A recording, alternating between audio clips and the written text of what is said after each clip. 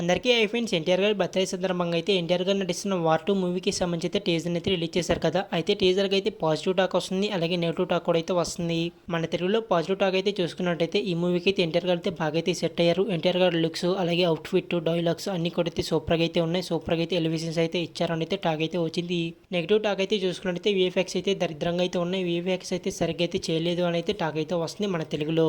అయితే బాలీవుడ్లో చూసుకున్నట్టయితే పాజిటివ్ టాక్ వచ్చేసరికి అయితే ఉత్తుక్ రోషన్ గారిని అయితే సూపర్గా అయితే చూపించారు. చాలా మంచిగా అయితే ఎలివేషన్స్ అలాగే ఫైట్ సీన్స్ అయితే చేశారు అని అయితే పాజిటివ్ టాక్ అయితే వస్తుంది అక్కడ.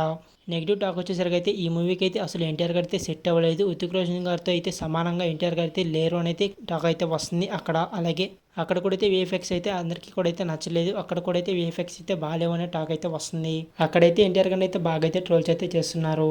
ఏది ఏమైనా సరే వార్ పార్ట్ 1 యొక్క టీజర్ చూసుకున్నా అలాగే ఈ టీజర్ చూసుకున్నా కూడా అయితే రెండు ఒకేలాగా ఉన్నట్టయితే అనిపిస్తాయి. రెండు టీజర్స్లో అయితే బిగినింగ్ షార్ట్స్ అయితే పెట్టారు, అలాగే ఇద్దరు హీరోల యొక్క ఫైట్ సీన్స్ అయితే పెట్టారు. అయితే మాత్రం బీజం అయితే సూపర్గా అయితే ఉంది. ఇంకా విఎఫ్ఎక్స్లో కొన్ని మార్పులు అయితే చేస్తే బాగుంటుందని అయితే క్లియర్గా అయితే అర్థమవుతుంది ఈ యొక్క టీజర్ అయితే చూస్తే. ఇంకా మూవీ హిట్ అవుతుందా లేదా అని తెలియాలంటే ఆగస్టు 14న అయితే మనమైతే మూవీ అయితే చూడాలి. ఎందుకు ఈ టీజర్ మీకు ఏ విధంగా అనిపిస్తుందో కింద అయితే కామెంట్ చేసి వీడియోకి అయితే లైక్ చేసి మన ఛానల్ అయితే సబ్స్క్రైబ్ చేసుకోండి.